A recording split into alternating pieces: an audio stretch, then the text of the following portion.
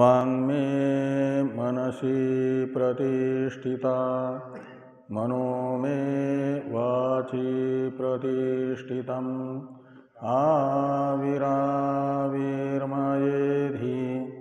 वेदस्य मानिस्थ श्रुतं मे मा प्रहसि रनेनाधीतेनाहोरात्रान् सन्ददामि ऋतं वदिष्यामि सत्यं वदिष्यामि तन्मामवतु तद्वक्तारमवतु अवतु माम् अवतु वक्तारम् अवतु वक्तारम्। ॐ शान्ति शान्ति शान्तिः। शङ्करं शङ्कराचार्यं केशवं बादरायणं सूत्रभाष्य कृतौ वन्दे भगवन्तौ पुनः पुनः। ईश्वरो गुरुरात्मेति मूर्तिभेदविभागिने व्योमवद्व्याप्तदेहाय दक्षिणामूर्तये नमः। ॐ शान्ति शान्ति शान्तिः।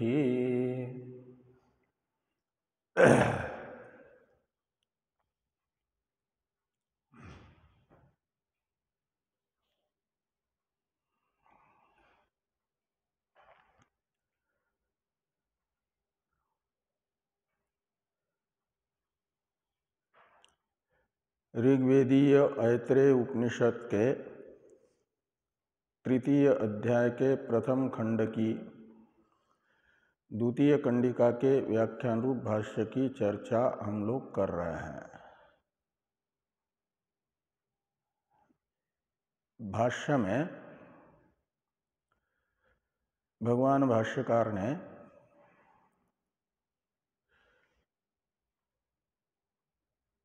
ये न वा पश्यति इस प्रथम कंडिका के उत्तरार्ध से लेकर के द्वितीय कंडिका के यद एतद हृदयम मनश्चेतत इस प्रथम वाक्य तक के मूल ग्रंथ को शरीर में प्रविष्ट जो प्रपद द्वारा प्राण है उसमें अनात्मत्व का निश्चायक करणत्व का ज्ञापन किया।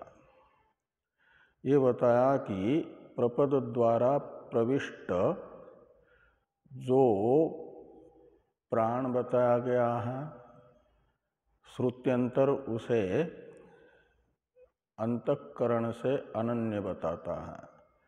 या वै प्रज्ञा स प्राण यो वै प्राण यह प्राण सा प्रज्ञा इत्यादि श्रुति ने प्राण और हृदय शब्दित अंतःकरण का प्रज्ञा शब्दित अंतःकरण का ऐक्य बताया है। इसलिए ये करण होने से अनात्मा है, भले ही शरीर में प्रपद द्वारा प्रविष्ट है। तो शरीर जैसे अनात्मा है ऐसे यह भी अनात्मा है और आत्मा है मूर्धा के द्वारा प्रविष्ट हुआ उपलब्धा के रूप में जो वह है आत्मा। और उस आत्मा को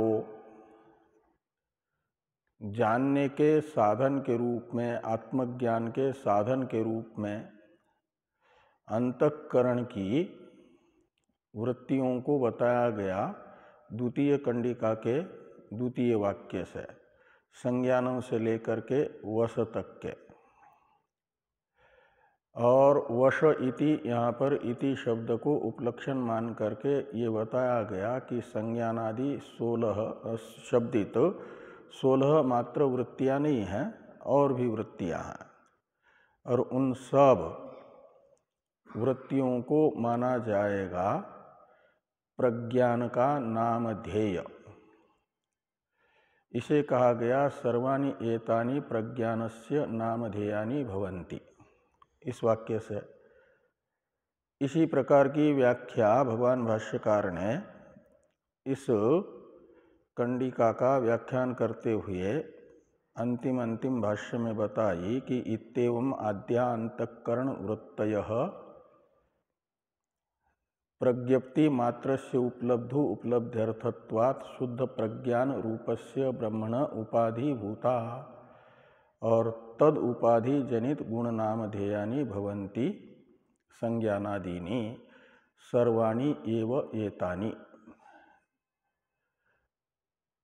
प्रज्ञानस्य प्रज्ञप्ति मात्रस्य प्रज्ञानस्य नामधेयानि भवन्ति। यहाँ तक का एक वाक्य है। तो ये इसकी व्याख्या करते हुए टीकाकार ने बताया था कि यहाँ पर जो उपलब्धा है उसकी उपलब्धि यानी साक्षात्कार। तो उपलब्धु उपलब्ध्यर्थत्वात् का अर्थ हुआ उपलब्धा के साक्षात्कार के लिए अहंतया उपलब्धा का ही साक्षात्कार हो जाए, निर्विशेष तया तथा अविषयतया। तो उपलब्धा को जब मैं के रूप में जानेंगे और उसमें एक निर्विशेष होने से जात्यादि विशेषताओं से रहिततया उपलब्धा को मैं के रूप में जानने से माना जाता है कि उपलब्धा का अविषयतया निर्विशेषत्वेन रूपेण ज्ञान है। इसे दिखाने के लिए उपलब्धा के विशेषण बताए गए थे। ब्रह्मणः इस पद के द्वारा बताया गया था कि वह निर्विशेष है, और शुद्ध प्रज्ञान रूपस्य इस विशेषण के द्वारा बताया गया था उपलब्धा को निर्विषय अविषय। वह शुद्ध प्रज्ञान स्वरूप है का मतलब स्वयं प्रकाश है, किसी अपने से भिन्न ज्ञान का विषय नहीं है। शुद्ध प्रज्ञान रूप शब्द का अर्थ है स्वप्रकाश। स्वप्रकाश जो होगा वह अविषय रहेगा, और ब्रह्म का अर्थ है अपरिच्छिन्न। जो अपरिच्छिन्न होगा तो उसमें परिच्छेद शब्दित विशेषता नहीं रहेगी, निर्विशेष होगा। अपरिच्छिन्न शब्द और निर्विशेष शब्द एक दूसरे के पर्याय हैं। तो इस प्रकार जो अविषयतया निर्विशेष ब्रह्म का यानी उपलब्धा का ज्ञान इन संज्ञानादि वृत्तियों के द्वारा होने से माना जाता है संज्ञानादि वृत्तियों को उस ब्रह्म की उपाधि। ब्रह्म शब्दित जो निर्विशेष है और शुद्ध प्रज्ञान शब्दित जो अविषय उपलब्धा है उसके नामधेय है कौन? ये संज्ञानादि पदार्थ, अंतःकरण की वृत्तियाँ। ये सब चर्चा एक पक्ष में कर दी थी, और पक्षांतर को बताते हुए टीकाकार ने बताया था यद्वा इत्यादि से कि संज्ञानादि शब्दों को उनके अर्थ का वाचक इस श्रुति में न मान करके स्वरूप का वाचक मानना। इसलिए संज्ञान, आज्ञान, विज्ञान, प्रज्ञान, परिज्ञान इत्यादि का अर्थ निकलेगा संज्ञानादि शब्द। संज्ञान ये शब्द, आज्ञान ये शब्द, और ये शब्द क्या होंगे? कि नाम होंगे। किसके नाम? नाम क्या नाम होता है? बोधक, वाचक। ऐसे ये संज्ञानादि शब्द भी वाचक है। किसके वाचक है? तो कहा प्रज्ञानस्य, प्रज्ञप्ति मात्रस्य प्रज्ञानस्य। तो इन वृत्तियों से विशिष्ट अंतःकरण उपहित चैतन्य को कहा गया प्रज्ञप्ति मात्र प्रज्ञान, और उसके नाम है उपाधि द्वारा कौन? आपके संज्ञानादि शब्द। न स्वतः इसका व्याख्यान करते हुए ये बताया गया था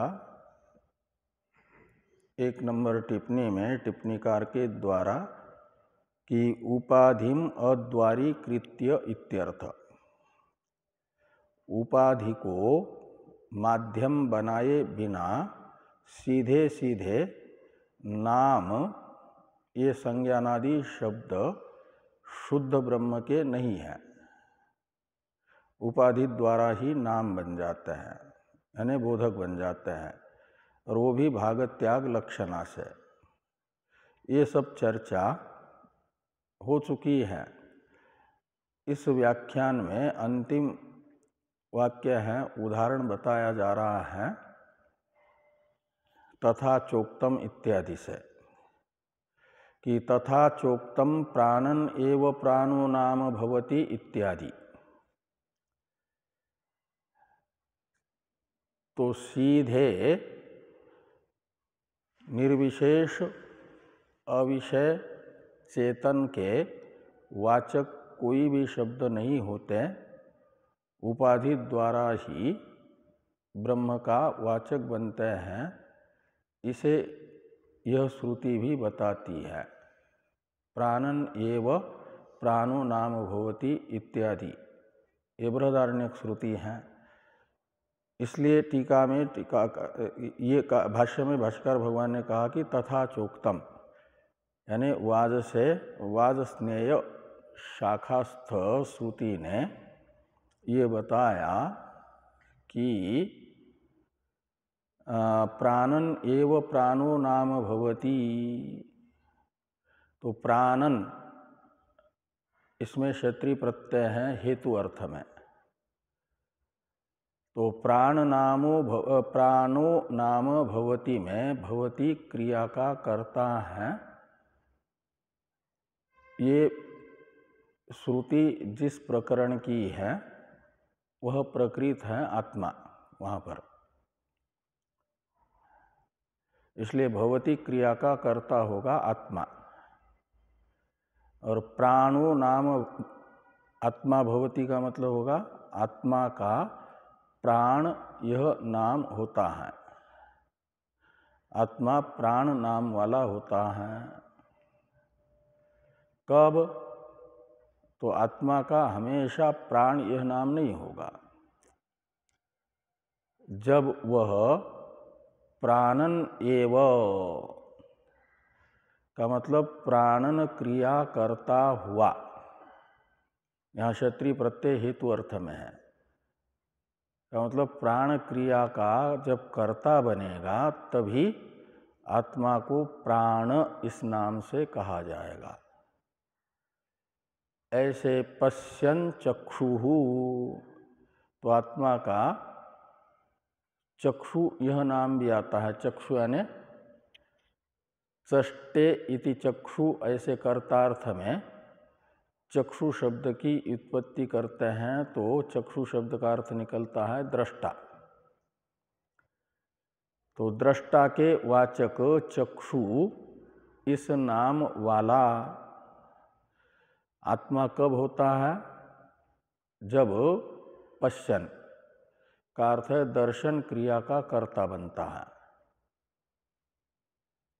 ऐसे श्रृण्वन श्रोता, श्रृण्वन श्रोत्रम ऐसा आता है वहाँ पर, वहाँ श्रोत्रम में भी स्ट्रन प्रत्यय कर्तार्थ में है, इसलिए श्रोत्रम का अर्थ है श्रोता, चक्षु का अर्थ है दृष्टा। तो दृष्टा, श्रोता इत्यादि नाम वाला आत्मा बृहदारण्यक श्रुति कहती है तब होता है जब तत्त क्रिया का कर्ता बन जाता है। तो तत्त क्रिया के कर्ता को इन प्राणादि नामों से कहा जाएगा। तो यहाँ पर जैसे श्रुति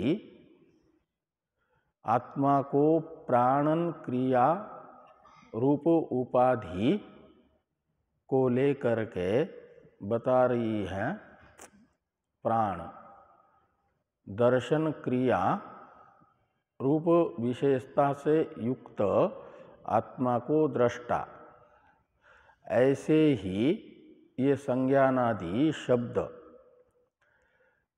बताएंगे किसको? तो संज्ञानादि शब्दों का अर्थभूत जो वृत्तियां बताई है उन वृत्तियों से विशिष्ट चैतन्य को, उन वृत्ति से विशिष्ट चैतन्य को संज्ञान, अज्ञान इत्यादि नामों से कहा जाएगा। ये तथा चोक्तम प्राणन एव प्राणो नाम भवति इत्यादि इस श्रुति का अर्थ निकलेगा। यही अर्थ टीकाकार बता रहे हैं। तो टीका को देखिए,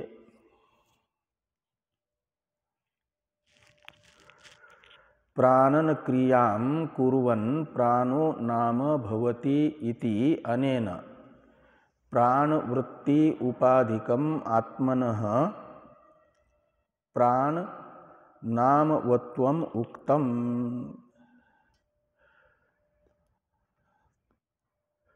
तो प्राणन एव प्राणो भवति, प्राणो नाम भवति, यह जो श्रुति है इस श्रुति ने प्राणन क्रिया करने से आत्मा प्राण इस नाम वाला होता है ऐसा बताया है। तो भवति इति अनेन प्राणन वृत्ति उपाधिकम आत्मनः प्राण नामवत्वम उक्तम। तो प्राण वृत्ति, प्राणन वृत्ति कहलाती है प्राण की जो रेचन रूप व्यापार है ना, उसे कहा जाता है प्राण, और पूरक व्यापार को कहा जाता है अपानन वृत्ति। अंतस्थ वायु मुख नासिका के द्वारा बाहर निकल रहा है तो वो प्राणन क्रिया हो रही है,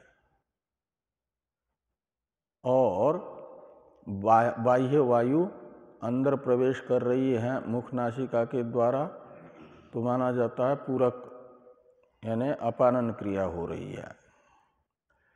तो जब प्राणन रूप क्रिया करता है, यानी अंदर की वायु को मुख नासिका के द्वारा बाहर करती है आत्मा, तो उस आत्मा को कहा जाएगा प्राणन क्रिया करने वाला आत्मा। तब उसे प्राण यह नाम आएगा। इस अभिप्राय से यहाँ कहा कि प्राणन क्रियाम कुर्वन् प्राणो नाम भवति इति अनेन, यानी इति अनेन वाक्येन, इस श्रुति वाक्य से प्राणन वृत्ति उपाधिकम आत्मनः प्राण नामवत्वम उक्तम। प्राण नामवत्वम यानी प्राण यह नाम आत्मा का बताया गया, लेकिन शुद्ध आत्मा का नहीं, प्राणन वृत्ति उपाधिक आत्मा का। तो प्राणन उपाधिक, प्राणन रूप वृत्ति उपाधिक ये नाम है। आगे कहते हैं ये तात्पर्यार्थ बताते हुए कि यद्यपि संज्ञानादि नामनाम तत्र नौपाधिकत्वम उक्तम तथापि तुल्य न्यायतया एतेषाम अपि औपाधिकत्वम उक्तम उक्त प्रायम इति भावः, ये कहते हैं। यानी बृहदारण्यक श्रुति जो है प्राणन एव प्राणो नाम भवति, इस क्रिया की अपेक्षा इस श्रुति के द्वारा जो प्राण यह नाम बताया गया है प्राणन वृत्ति उपाधिक आत्मा का, इस श्रुति की अपेक्षा संज्ञानादि को बताया जा रहा है, विलक्षण संज्ञानादि वाक्य को। तो संज्ञानादि वाक्य को विलक्षण बताया जा रहा है, यद्यपि इत्यादि से पूर्व पक्षी के द्वारा, और तथापि इत्यादि से सिद्धांती कहते हैं यहाँ तथा चोक्तम प्राणन एव प्राणो नाम भवति, इस वाक्य को बताते समय भाष्यकार भगवान का अभिप्राय यह रहा। तथापि इत्यादि से वो अभिप्राय बताया जाएगा। अभिप्राय को बताने के लिए पहले वैलक्षण्य की शंका करते हैं कि यद्यपि संज्ञानादि नामनाम तत्र न औपाधिकत्वम उक्तम। 5 नंबर टिप्पणी में क्या लिखा है टिप्पणीकार ने? हाँ, तो तत्र यानी प्राणन वाक्ये, प्राणन वाक्ये यानी ये जो प्राणन एव प्राणो नाम होती है बृहदारण्यक वाक्य, इस बृहदारण्यक वाक्य में ये संज्ञानादि नाम औपाधिक हैं आत्मा के, ऐसा नहीं बताया गया है। संज्ञानादि नामों में औपाधिकत्व नहीं बताया गया है। जैसे प्राण, चक्षु, श्रोत्र इत्यादि नामों में बृहदारण्यक श्रुति औपाधिकत्व बता रही है, उपाधि निमित्तकत्व बता रही है। ऐसे उपाधि निमित्तकत्व संज्ञानादि नामों में यह प्राणन एव प्राणो नाम भवति वाक्य नहीं बताता है। ये तो पूर्व पक्षी का कथन है, इसे सिद्धांती भी यद्यपि करके मानते हैं। यद्यपि ऐसा है तो भी संज्ञानादि को आत्मा के औपाधिक नाम ही माने जाएंगे, कहा जाएगा। क्यों? तो कहते तथापि तुल्य न्यायतया एतेषाम अपि औपाधिकत्वम उक्त प्रायम। तो एतेषाम शब्द से लेना संज्ञानादि नाम को, तो एतेषाम यानी संज्ञानादि नाम शब्दानाम, तो संज्ञानादि शब्दों में भी औपाधिकत्वम यानी उपाधि निमित्तकत्वम उक्त प्रायम। तो प्राणादि में, प्राणादि नामों में औपाधिकत्व का कथन होने से जैसे प्राणादि आत्मा के नाम हैं, ऐसे संज्ञानादि भी तो नाम है। इसलिए प्राणादि कुछ नामों में औपाधिकत्व है, तो आत्मा के जितने भी नाम हैं संज्ञानादि, अन्य श्रुति ने बताए हुए भी, वे भी औपाधिक ही होंगे। ये न्याय लगेगा वहाँ पर, तुल्य न्याय। इसलिए कहते हैं कि तथापि तुल्य न्यायतया, तो वहाँ औपाधिकत्व बताया तो यहाँ पर भी औपाधिकत्व ही रहेगा। इसलिए संज्ञानादि को माना जाएगा आत्मा के औपाधिक नाम, उपाधि निमित्तक नाम। इति भाव, यह भाव यानी अभिप्राय भाष्यकार भगवान का है बृहदारण्यक श्रुति को यहाँ पर बताने का। तथा चोक्तम प्राणन एव प्राणो नाम भवति इत्यादि श्रुति को बताते समय ये भाष्यकार भगवान का अभिप्राय रहा। अब एतद उक्तम भवति, इससे पूरा अभिप्राय स्पष्ट करते हैं टीकाकार। जो भाव बताया गया उस भाव को स्पष्ट किया जा रहा है कि संज्ञानादि शब्दाः प्रकाशात्मक वस्तु वाचिनः, जो संज्ञानम आज्ञानम विज्ञानम इत्यादि वश इति यहाँ तक के शब्द बताए गए हैं, आत्मा के प्रज्ञान के नामधेय, ये सब शब्द प्रकाशात्मक पदार्थ को बताने वाले हैं। इसलिए कहते हैं प्रकाशात्मक वस्तुवाचिन। प्रकाशात्मक वस्तुवाचिन में वत्स परिभाषणे धातु से नीनी प्रत्यय हुआ है स्वभाव अर्थ में। प्रातिपदिक प्रकाशात्मक वस्तुवाचिन रहेगा ना, वाचिन में नीनी प्रत्यय है, वह स्वभाव को बताता है। तो संज्ञानादि शब्दों का स्वभाव है कि वे प्रकाशात्मक वस्तु को बताते हैं। तो प्रकाशात्मक पदार्थ को बताना जिनका स्वभाव है उन्हें कहा जाएगा प्रकाशात्मक वस्तुवाची। कौन है वे? संज्ञानादि शब्द। कौन से हैं वे संज्ञानादि शब्द? तो यहाँ पर द्वितीय कंडिका में द्वितीय वाक्य में बताए गए शब्द संज्ञानम आज्ञानम इत्यादि, ये सब शब्द प्रकाश रूप पदार्थ को बताते हैं स्वभावतः ही। अब वो प्रकाशात्मक वस्तु का वाचकत्व उनमें कैसे आएगा, इसे स्पष्ट करने के लिए आगे लिखते हैं कि न च साक्षात अंतःकरण वृत्तीनाम जड़ानाम प्रकाशात्मकत्वं संभवति इति प्रकाशात्मक वस्तुनि अध्यासात एव तासाम प्रकाशात्मकत्वम् इति कल्पयन्तो अधिष्ठान भूतम अतिरिक्तम प्रकाशम गमयन्तः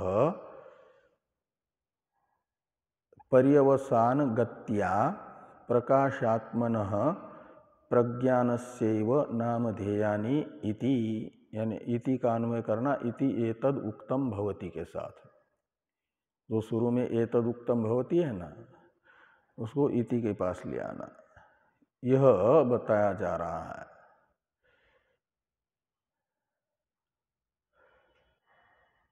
यानी अंततो गत्वा संज्ञानादि को माना जाता है प्रज्ञान के नाम, यानी बोधक।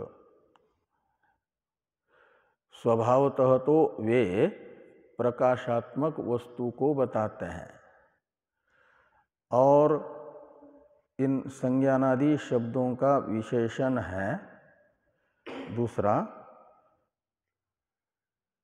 कि तासाम प्रकाशात्मकत्वं इति कल्पयन्तो। क्या ना, इति कल्पयन्तः अधिष्ठान भूतम। तो ये जो तासाम प्रकाशात्मकत्वम अध्यासात एव, ऐसा अन्वय करना। कल्पयंत ये भी एक विशेषण है। प्रथमांत जितने विशेषण है ना इस वाक्य में, वे सब संज्ञानादि शब्दों के विशेषण हैं, और बीच में उन विशेषणों का उपपादक शब्द प्रयोग भी आया है। तो संज्ञानादि शब्दाः प्रज्ञानस्यैव नामधेयानि इति एतद उक्तम भवति, ऐसा अन्वय करना। अब ये संज्ञानादि शब्दों में प्रज्ञान नामधेयत्व सिद्ध करने के लिए, उपाधि निमित्तक नामधेयत्व है, ये सिद्ध करने के लिए बीच वाले विशेषण हैं। एक तो कल्पयन्तः, ये प्रथमा बहुवचनांत है ना, और दूसरा अतिरिक्तम प्रकाशम गमयन्तः, और तीसरा वो कोई नहीं है, ये दो विशेषण है। तो पहला जो विशेषण है कल्पयन्तः, इसका अर्थ होता है कल्पना करते हुए। संज्ञानादि शब्द कल्पना करते हुए संज्ञानादि शब्द प्रज्ञान के नामधेय बनते हैं, ऐसा अन्वय करना है। इसके लिए क्या कल्पना वे करते हैं, तो अपने वाच्य को खोजते हैं। वो स्वभावतः उनका वाच्य कौन बनता है? प्रकाशात्मक पदार्थ। प्रकाशात्मक पदार्थ को बताना उनका स्वभाव है ना, इसलिए वे खोज रहे हैं कि हमारा अभिधेय रूप प्रकाशात्मक पदार्थ कौन है। ये खोज रहे हैं कौन? संज्ञानादि शब्द।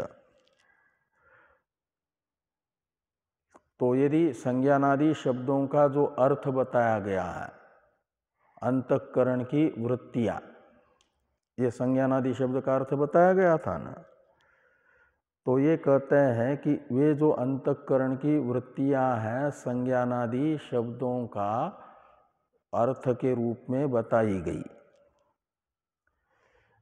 वे वृत्तियां तो जड़ है, प्रकाशात्मक नहीं है। यहाँ प्रकाश शब्द से लेना चेतन, तो चेतन प्रकाशात्मक तो अंतःकरण की वृत्तियां नहीं होगी, वे जड़ है। क्यों? तो अंतःकरण स्वयं जड़ है भौतिक होने से। अंतःकरण का उपादान कारण भूत जड़ होने से अंतःकरण भी जड़ भूतों का परिणाम जड़ ही रहेगा, और जड़ अंतःकरण की परिणाम रूपा ये वृत्तियां भी स्वतः जड़ ही होगी। तो इसलिए कहते हैं कि अंतःकरण वृत्तीनाम जड़ानाम प्रकाशात्मकत्वम न च संभवति, साक्षात न च संभवति, ऐसा अन्वय करना। तो जड़ जो अंतःकरण की वृत्तियां हैं उनमें स्वभावतः यानी स्वरूपतः, साक्षात शब्द का अर्थ निकलेगा कि स्वरूपतः अंतःकरण वृत्तियां जड़ होने से प्रकाशात्मकत्व संभव नहीं है। न च का अन्वय संभवती के साथ है। इति यानी इस कारण से अंतःकरण वृत्तियां यदि संज्ञानादि शब्दों का वाच्य है, अभिधेय है, तो उन्हें अभिधेय बनने के लिए स्वतः उनमें प्रकाशात्मकत्व नहीं है, तो औपचारिक प्रकाशात्मकत्व लाना होगा। तो उनमें प्रकाशात्मक वस्तु के संसर्ग से प्रकाशात्मकत्व कैसे आएगा? तो जैसे जल में दाहकत्व स्वतः नहीं है, स्वतः दाहक अग्नि के साथ तादात्म्य जल का होने से दाहकत्व आता है, ऐसे स्वतः प्रकाश स्वरूप जो वस्तु होगी, स्वप्रकाश जो वस्तु होगी, उस स्वप्रकाश वस्तु में इनका तादात्म्य दिखाना पड़ेगा। जैसे दाहक अग्नि में जल का तादात्म्य होने से जल में दाहकत्व आता है, ऐसे ही स्वयं प्रकाश वस्तु में यह तादात्म्यापन्न है। तो जड़ और चेतन का तादात्म्य कैसे होगा? वास्तविक जड़ और चेतन का तादात्म्य तो हो नहीं सकता विरोध होने से, इसलिए मानना पड़ेगा अध्यास से ही तादात्म्य हुआ है, आध्यासिक तादात्म्य है। इस अभिप्राय से लिखते हैं इति प्रकाशात्मक वस्तुनि, प्रकाशात्मक वस्तु है स्वयं प्रकाश आत्मा। और उसमें अध्यासात एव इन अंतःकरण वृत्तियों का स्वयं प्रकाश आत्मा में अध्यास होने से ही क्या है कि संज्ञानादि शब्दों का वाच्यत्व आएगा, अध्यासात वाच्यत्व आएगा। तो इति प्रकाशात्मक वस्तुनि अध्यासात एव तासाम प्रकाशात्मकत्वम। तो जैसे स्वतः अदाहक जल में अग्नि के संपर्क से दाहकत्व है, ऐसे स्वतः प्रकाशात्मक वस्तु के संसर्ग से जड़ अंतःकरण वृत्तियों में भी प्रकाशात्मकत्व आएगा। तो तासाम यानी जड़ वृत्तीनाम प्रकाशात्मकत्वम अध्यासात एव इति कल्पयन्तः, ऐसी कल्पना करते हुए, कल्पयन्त यानी ज्ञापयन्तः,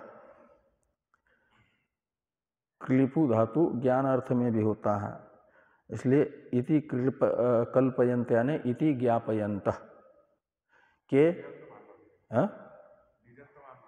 हाँ निजंत ही है, नहीं तो कल्पयन ऐसा होता है, यहाँ निच होने से कल्पयन्तः,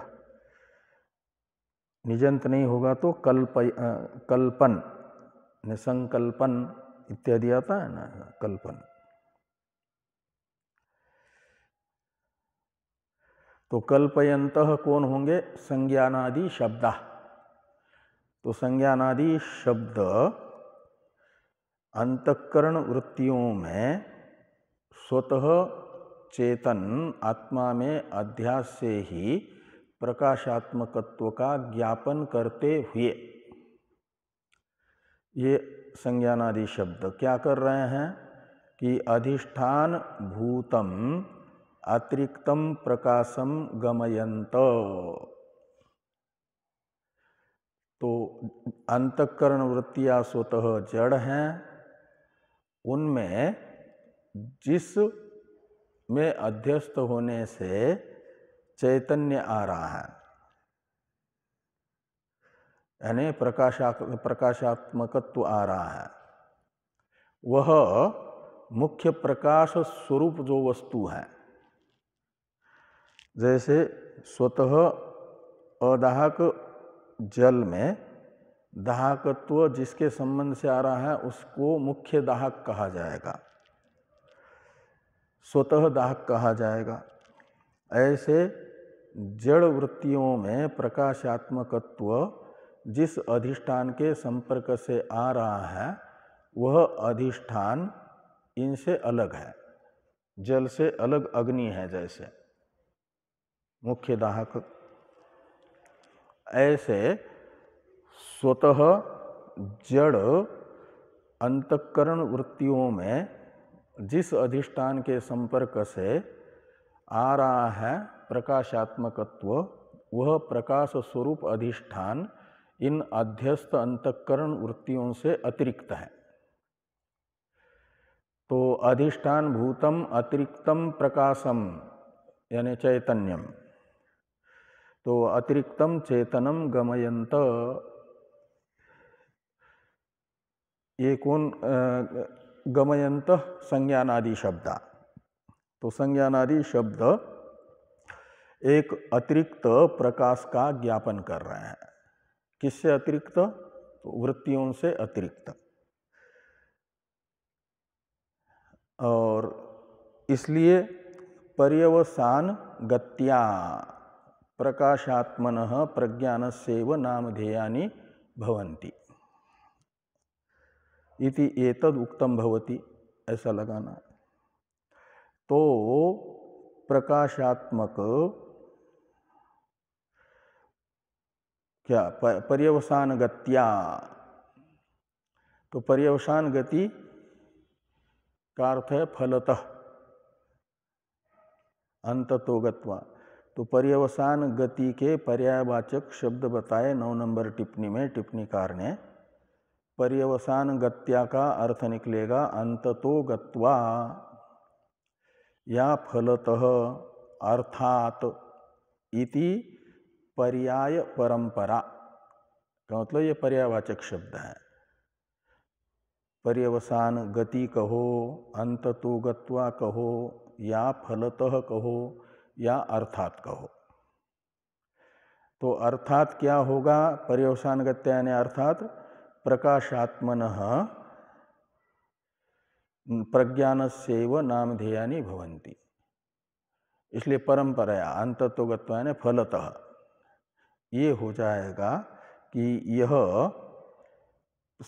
प्रज्ञान के ही नामधेय बनेंगे। कौन? संज्ञानादि शब्द।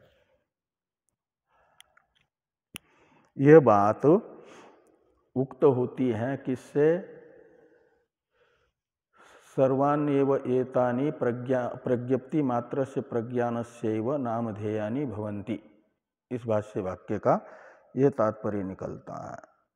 अब आगे है भाष्य टीका में, अत्र संज्ञानादीनाम अनित्यत्वेन जड़ानां वृत्तीनां प्रकाशात्मक वस्तुवाचक, यही है ना? तो वस्तुवाचक संज्ञानादि नामकत्व अनुपपत्ते तद व्यतिरिक्तः कश्चित् प्रकाश रूपो अस्ति इति उक्तम। तो ये कहते हैं, तो सर्वान्येव एतानि प्रज्ञानस्य नामधेयानि भवन्ति, इस वाक्य को यहाँ पर अत्र शब्द से लेना। 10 नंबर टिप्पणी में टिप्पणीकार ने कहा, जो भाष्य में सर्वान्येव एतानि प्रज्ञप्ति मात्रस्य प्रज्ञानस्य नामधेयानि भवन्ति ये वाक्य है, ये अत्र शब्द से ग्राह्य है। तो इस वाक्य में जो संज्ञानादि नाम अनित्यत्वेन जड़ानाम वृत्तीनाम, तो ये जो संज्ञानादि शब्दों की अर्थभूत वृत्तियां हैं वे कैसी हैं? जड़ हैं, और वे स्वभावतः बताते हैं प्रकाश रूप यानी चेतन रूप अर्थ को। तो जो जड़ अंतःकरण की वृत्तियां हैं उनमें वृत्तियों में जड़त्व का ज्ञापक हेतु है अनित्यत्वेन। अंतःकरण ये वृत्तियां जड़ क्यों है? अनित्य होने से। जो भी अनित्य वस्तु है वह जड़ है। जड़त्व यत्र अनित्यत्वम तत्र जड़त्वम, ये एक व्याप्ति है। तो जहां पर व्याप्य रहेगा वहां व्यापक को रहना जरूरी है। तो वृत्तियों में व्याप्य जो अनित्यत्व है, किसका व्याप्य? अनित्यत्व किसका व्याप्य है? जड़त्व का। तो ये जो वृत्तियां हैं संज्ञानादि शब्दों का अर्थभूत, उनमें अनित्यत्व होने से अनित्यत्व का व्यापक जो जड़त्व है वह होना जरूरी है। इसलिए जड़त्व का निश्चय होगा। जैसे धूम है तो वन्नी का होना जरूरी है। तो धूम दर्शन वन्नी का निश्चायक होता है। तो वृत्तियों में अनित्यत्व देख रहे हैं हम लोग, और ये अनित्यत्व वृत्तियों के जड़त्व का निश्चायक होगा। जैसे धूम दर्शन पर्वत में वन्नी का निश्चायक होता है। क्या? चाहे दृश्यत्व कहो, अनित्यत्व भी है। दृश्यत्व तो है ही है, अनित्यत्व भी है। तो जैसे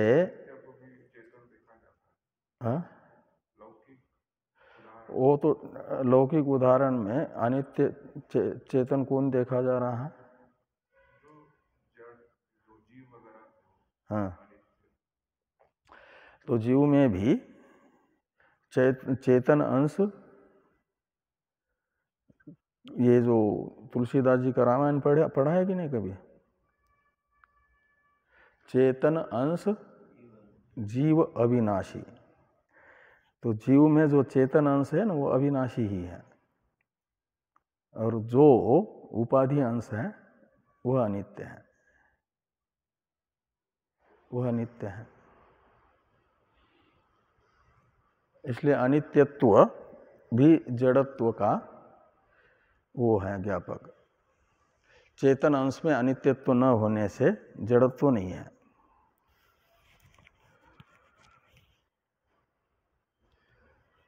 तो पर्यवसान गत्या नहीं क्या, अत्र संज्ञानादि नाम अनित्यत्वेन जड़ वृत्ति नाम प्रकाशात्मक वस्तुवाचक संज्ञानादि नामकत्व अनुपपत्ते। तो ये जो संज्ञानादि जड़ वृत्तियां हैं, इनमें प्रकाशात्मक वस्तुवाचकत्व संभव नहीं है संज्ञानादि शब्दों में। संज्ञानादि नामकत्व अनुपपत्ति, यानी जड़ वृत्तियों में संज्ञानादि नामकत्व की अनुपपत्ति है। वृत्तियां तो अभिधेय है ना, और किसकी अभिधेय है? संज्ञानादि शब्द की। लेकिन इन संज्ञानादि शब्दों का अभिधेयत्व उनमें संभव नहीं है, संज्ञानादि नाम उनके संभव नहीं है। क्यों? जड़ होने से। क्योंकि ये संज्ञानादि शब्द प्रकाशात्मक वस्तु के वाचक है। पहले बताया था ना कि संज्ञानादि शब्द प्रकाशात्मक वस्तु के स्वभावतः वाचक है, निनी प्रत्यय प्रत्यांत वाची शब्द का प्रयोग करके। तो संज्ञानादि नामकत्व का मतलब है, संज्ञानादि है नाम जिन वृत्तियों का, उनको कहा जाएगा संज्ञानादि नामिका। उनमें रहने वाला धर्म होगा संज्ञानादि नामकत्व। और ये संज्ञानादि नामकत्व की अनुपपत्ति है, उपपत्ति नहीं है। का मतलब युक्ति से सिद्धि नहीं होगी। उपपत्ति कहते हैं निश्चय को, अनुपपत्ति का अर्थ हो जाएगा अनिश्चयात। युक्ति से निश्चय नहीं होगा, अयुक्त है। ये संज्ञानादि नामकत्व अनुपपत्ति का अर्थ निकलेगा अयुक्तत्वात्, संज्ञानादि नामकत्व अयुक्तत्वात्। और संज्ञानादि नामकत्व में बहुरी समास हुआ है, पीतांबरम जैसे। ऐसे संज्ञानादि नाम है जिनका, उन्हें कहा जाएगा संज्ञानादि नामक। वो हो जाएगी प्रकाशात्मक वस्तु, और उसमें रहने वाला धर्म हो जाएगा संज्ञानादि नामकत्व। और ये जड़ होने से, अप्रकाशात्मक होने से वृत्तियों में उपपन्न नहीं हो पाएगा, स्वतः उपपन्न नहीं हो पाएगा जब तक वह चेतन वस्तु से संपर्क नहीं करेगी। चेतन वस्तु के साथ संपर्क वृत्तियों का कैसे होगा? उसमें अध्यस्त होने से।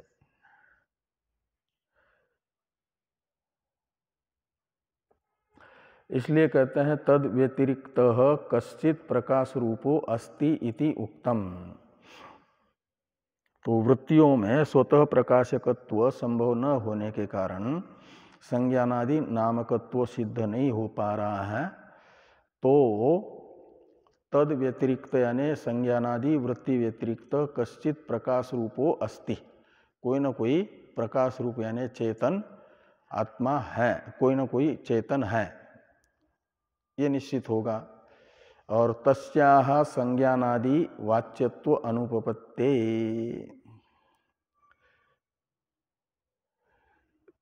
नहीं, ये अलग हो गया क्या? हाँ, कश्चित प्रकाश रूपो अस्ति इति उक्तम। उसके बाद है आगे तथा, हमने तस्या ये दूसरी पंक्ति पढ़ी थी। तो तथा संज्ञानादि शब्दवाच्यत्व उक्त्या तत्प्रज्ञानम विज्ञानम प्रज्ञानम इत्यत्र इव प्रज्ञता रूपा वृत्तिर न भवति इति उक्तम। तो ये कहते हैं तथा संज्ञानादि शब्दवाच्यत्व उक्त्या, तो ये जो है प्रज्ञान संज्ञानादि शब्दों का वाच्य है, जो वृत्तियों से अतिरिक्त वृत्ति का अधिष्ठान रूप प्रकाश है, प्रकाशात्मक पदार्थ है, वह उसी का नाम ये संज्ञानादि शब्द है करके बताया जा रहा है ना। प्रज्ञानस्यैव नामधेयानि, इसमें प्रज्ञानस्य ये जो षष्ट्यंत पद है, उस षष्ट्यंत प्रज्ञान पदार्थ को यहाँ पर बताया जा रहा है। और एक प्रज्ञान शब्द आया प्रथमांत, वो कहाँ पर आया? विज्ञानम प्रज्ञानम, यहाँ पर वह प्रज्ञान शब्द तो बताता है तात्कालिक प्रतिभा को, तत्काल निर्णय अनुकूल जो सामर्थ्य रूपावृत्ति है, उस वृत्ति को बताने वाला, जो वृत्ति विशेष को बताने वाला प्रज्ञान शब्द है, उसकी अर्थभूत वृत्ति यहाँ पर प्रज्ञान से षष्ट्यंत पद का अर्थ नहीं है। जो संज्ञानादि शब्दों के अर्थ को बताने वाला प्रज्ञान से षष्ट्यंत पद है, वह पूर्व में आई हुई प्रज्ञान शब्द की अर्थभूत वृत्ति विशेष नहीं है, उससे अलग यहाँ पर नित्य चेतन है।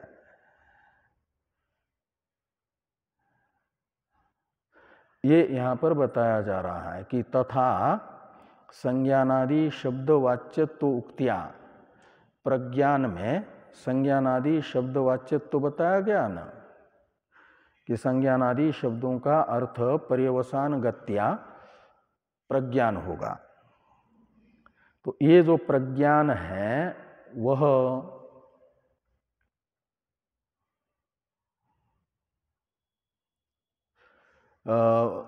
तत्प्रज्ञानम विज्ञानम प्रज्ञानम इत्यत्र इव प्रज्ञता रूपा वृत्तिर न भवति।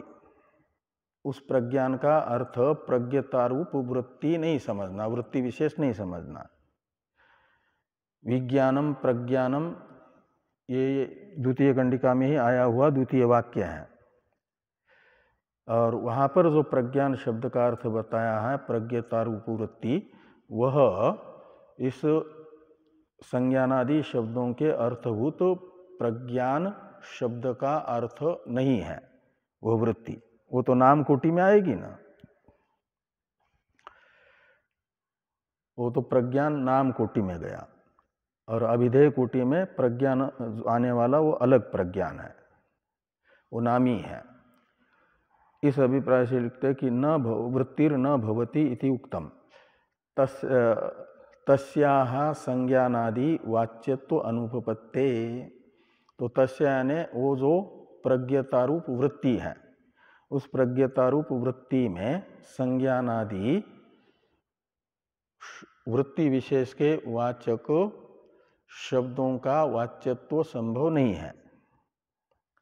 तो संज्ञानादि वाच्यत्व अनुपपत्ते।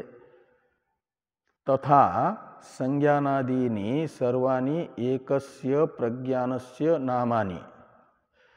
इसलिए क्या होगा कि संज्ञानादि ये सभी के सभी 16 शब्द और इति शब्द से उपलक्षण विधया ग्राह्य अन्य शब्द भी, उन सब शब्दों का अर्थभूत जो एक प्रज्ञान है, उस प्रज्ञान के नाम हो जाएंगे ये संज्ञादि सभी शब्द। तो नामानि इति उक्त्या च तत्प्रज्ञानम एकम।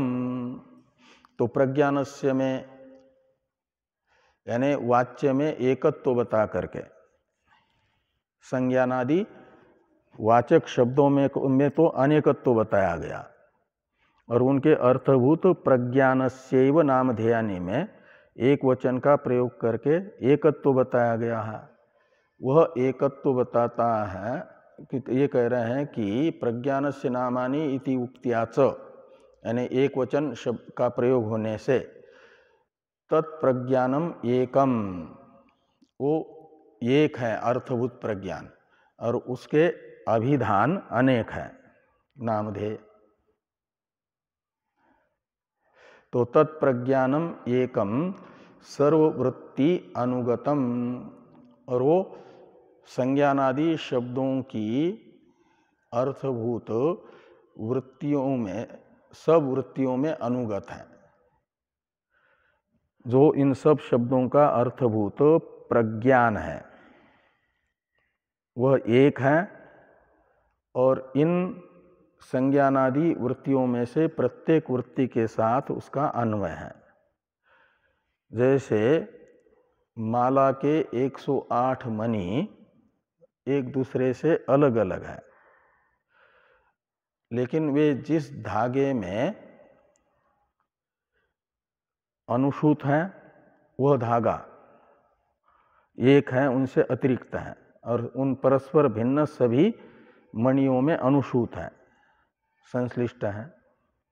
ऐसे ही ये जो संज्ञानादि शब्द जिसके नामधेय बताए जा रहे हैं वह प्रज्ञान इन संज्ञानादि वृत्तियों से अलग है, और संज्ञानादि वृत्तियों में से प्रत्येक के साथ अधिष्ठानत्वेन रूपेण अन्वित है।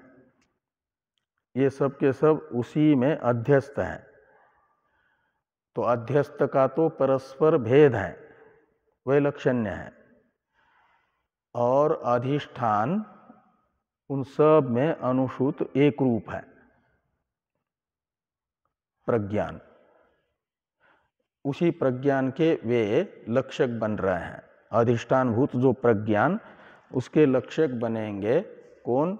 ये संज्ञानादि शब्द। इस अभिप्राय से लिखा कि तथा संज्ञानादीनि सर्वाणि एकस्य प्रज्ञानस्य नामानि इति उक्त्या च तत्प्रज्ञानम एकम सर्ववृत्ति अनुगतम इति उक्तम, और तद अनेकत्वे तत्तद वृत्तिगतानां प्रज्ञानानां तत्तन्नामकत्वेन सर्वनामकत्व अनुपपत्ते। तो तद अनेकत्वे, इसमें तत् शब्द का अर्थ है वो प्रज्ञान।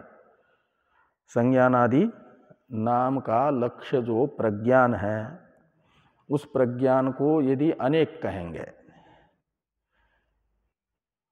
वो प्रज्ञान अनेक होंगे तो क्या होगा फिर?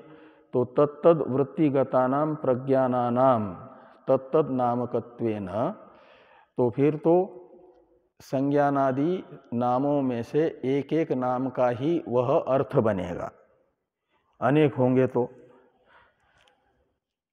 संज्ञान वृत्ति उपहित प्रज्ञान अलग, आज्ञान वृत्ति उपहित प्रज्ञान अलग, तो उसे फिर संज्ञान वृत्ति उपहित प्रज्ञान को बताने वाला केवल संज्ञान शब्द ही रहेगा। वो आज्ञान, विज्ञान, प्रज्ञान इत्यादि शब्दों का अर्थ नहीं बन पाएगा। ये यहाँ पर कहा कि तत्तद वृत्तिगतानां तद अनेकत्वे तत्तद वृत्तिगतानां प्रज्ञानानां तत्तन्नामकत्वेन सर्वनामकत्व अनुपपत्ते। तो सर्वनामकत्व में यहाँ सर्वादि गण ऐसा नहीं समझना सर्व शब्द से, सर्व शब्द से लेना संज्ञानादि सब। तो संज्ञानादि सब नाम इसके नहीं हो पाएंगे, तो संज्ञानादि सब नाम है जिसके, उसे कहा जाएगा सर्वनामक, और उसमें एक धर्म रहेगा सर्वनामकत्व। उसकी उपपत्ति कब होगी? जब संज्ञानादि वृत्ति में अनुसूत प्रज्ञान पदार्थ को एक मानेंगे, तब संज्ञानादि सर्वनामकत्व की उपपत्ति होगी। और तत्तद वृत्ति में अनुसूत चैतन्य को अलग अलग मानेंगे यदि, तो फिर संज्ञानादि सर्वनामकत्व की उपपत्ति नहीं हो पाएगी। ये लिखा गया। ये थोड़ा और एक वाक्य है, इसको पूरा किया जाए। प्रज्ञानस्य इति एक वचन अनुपपत्तिश्च, और प्रज्ञान अनेक मानने पर प्रज्ञान पदार्थ को प्रज्ञान से एक वचन की भी उपपत्ति नहीं हो पाएगी। ये सब हेतु हैं। अतो, अतः का अर्थ है एकत्वात्, प्रज्ञान से एकत्वात्। संज्ञानादि शब्द जिसके लक्षक बन रहे हैं वह प्रज्ञान पदार्थ विशुद्ध ज्ञान स्वरूप एक होने से येन वा पश्यति इत्यादिना नामधेयानि भवन्ति इति अंतेन सर्वकरण तद्वृत्ति व्यतिरिक्त स्वप्रकाशात्मक सर्वसाक्षी सर्ववृत्ति अनुगत एक आत्मा शोधितः। तो येन वा पश्यति यहाँ से लेकर के प्रज्ञानस्यैव नामधेयानि भवन्ति यहाँ तक के मूल ग्रंथ से क्या हुआ कि तत्तद वृत्ति से व्यतिरिक्त, यानी संज्ञानादि वृत्तियों से अलग उस वृत्ति से उपहित जो साक्षी है वो कैसा है? स्वप्रकाशात्मक है, और वो एक वृत्ति का मात्र साक्षी नहीं है, अपितु सर्व साक्षी और संपूर्ण जगत का साक्षी है। तो सर्ववृत्ति साक्षी जो सर्ववृत्ति अनुगत है वह एक है, अनेक नहीं है। इस प्रकार ये आत्मा शोधित यानी त्वम पदार्थ का शोधन हुआ। तत्त्वमसि वाक्यगत त्वम पदार्थ का शोधन कहा जाएगा, और प्रज्ञानम ब्रह्म में प्रज्ञानम ब्रह्म इस वाक्यगत प्रज्ञान पदार्थ का शोधन बताया गया। अब तृतीय जो कंडिका आएगी इसकी चर्चा हम लोग कल करते हैं। ओम वाङ्मे मनसि प्रतिष्ठिता मनो मे वाचि प्रतिष्ठितम् आविराविर्मयेधि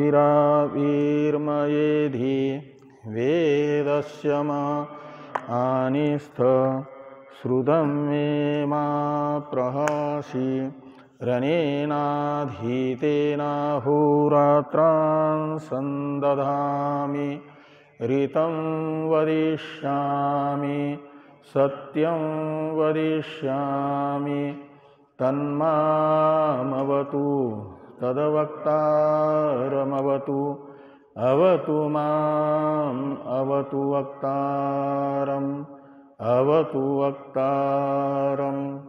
ओम शांति शांति शांति। शंकरं शंकराचार्यं केशवं सूत्रभाष्य कृतौ वंदे भगवन्तौ पुनः पुनः। ईश्वरो गुरुरात्मेति मूर्तिभेद विभागिने व्योमवद्व्याप्तदेहाय दक्षिणामूर्तये नमः। ओम शांति शांति शांति।